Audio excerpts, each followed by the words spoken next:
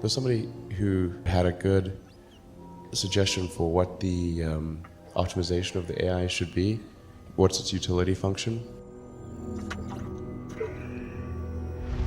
You have to be careful about this because if you say maximize happiness and the AI concludes that happiness is a function of dopamine and serotonin, the AI should try to maximize the freedom of action. Maximize freedom, essentially. I like that definition. In artificial intelligence, the AI control problem is the issue of how to build a superintelligent agent that will aid its creators and avoid inadvertently building a superintelligence that could render humanity extinct. Elon Musk, among many other public thinkers, has publicly raised concerns about the risks involved in the creation of a digital superintelligence. Musk has warned that AI could spell the end of the human race. We should therefore proceed very carefully in the development of AI systems. One of the solutions for the AI control problem proposed by Elon Musk is the integration of AI with the human brain through a brain-computer interface, sometimes called a neural control interface and a brain-machine interface, or BMI.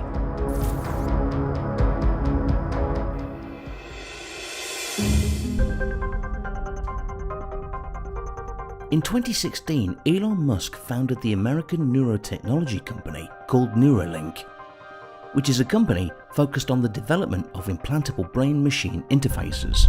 This technology involves a module placed outside the head that wirelessly receives information from thin, flexible electrode threads embedded in the brain.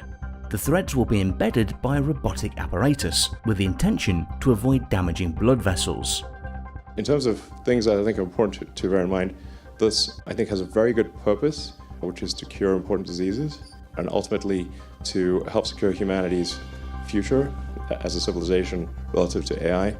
The threads are very tiny and there's a lot of them and they're very carefully placed, and the operation on a per chip basis involves just a 2mm incision which is dilated to 8mm, and then the chip is placed through that, and then it goes back to being 2mm, and you can basically glue it shut.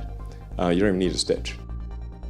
The system is expected to include as many as 3,072 electrodes per array distributed across 96 threads, each 4 to 6 micrometers in width. Musk described it as, "It's like a Fitbit for your skull with tiny wires." He has claimed that in principle, Neuralink's BMI will be able to fix anything that's wrong with the brain. Musk also hopes future iteration of the Neuralink device will offer symbiosis with artificial intelligence. That way we could merge with machines and hopefully avoid a possible digital apocalypse. So the interface to the chip is wireless. So you have no wires poking out of your head. Very, very important. It's basically Bluetooth to your phone. This is something that is going to be not stressful to put in. Should work well, hopefully, and it's wireless. So this I think has tremendous potential, and we hope to have this aspirationally in a human patient before the end of next year. So this is not far. The technology is quickly moving forward. Human beings would be able to extend their cognition and their experience beyond the limits of brain space. Neuralink's BMI technology could also open up new possibilities of creativity, enhancing the brain. Perhaps in time, imagination will be joined with memory, and as a result, people will be able to experience a wider spectrum of thoughts and ideas. It could open up new possibilities of creativity, enhancing the brain.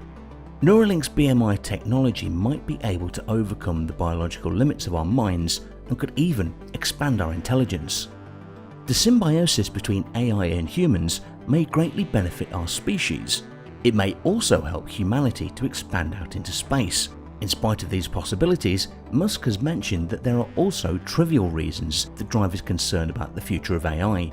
Musk has described the potential advent of digital superintelligence as the scariest problem to me and more pressing than climate change. Musk said that he sees the creation of digital superintelligences as a great risk to the existence of humanity, but he also thinks that we must nevertheless pursue its development.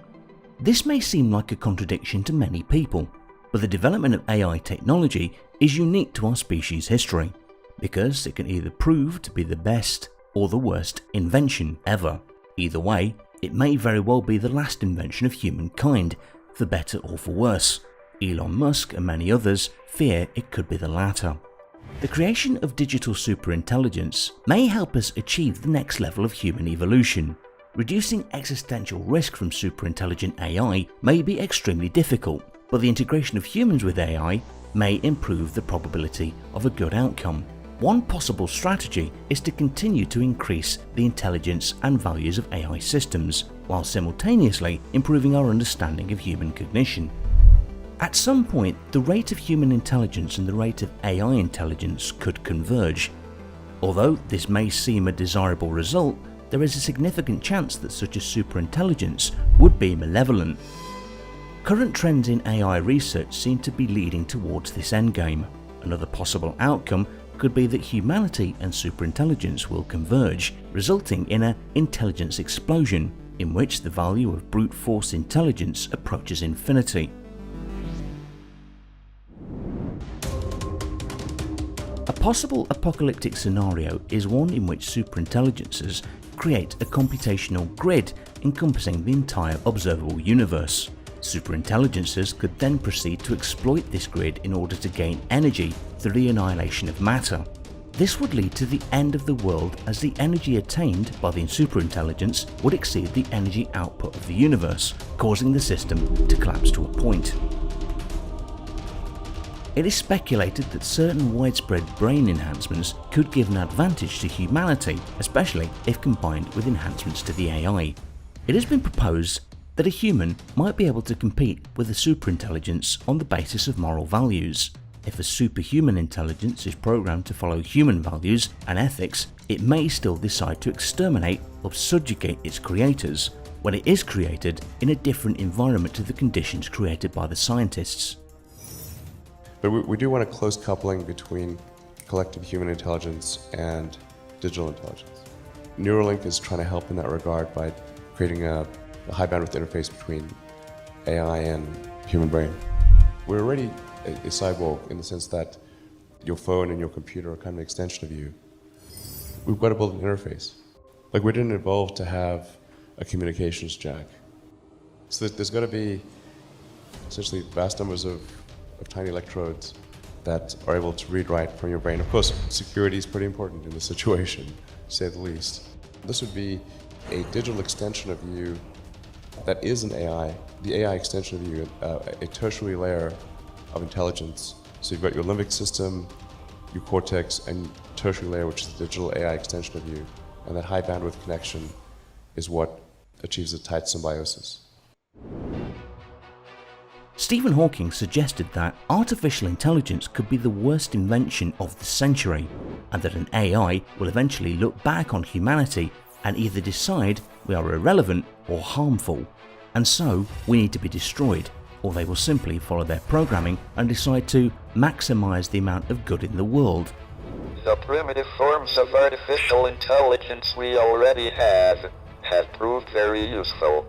But I think the development of full artificial intelligence could spell the end of the human race.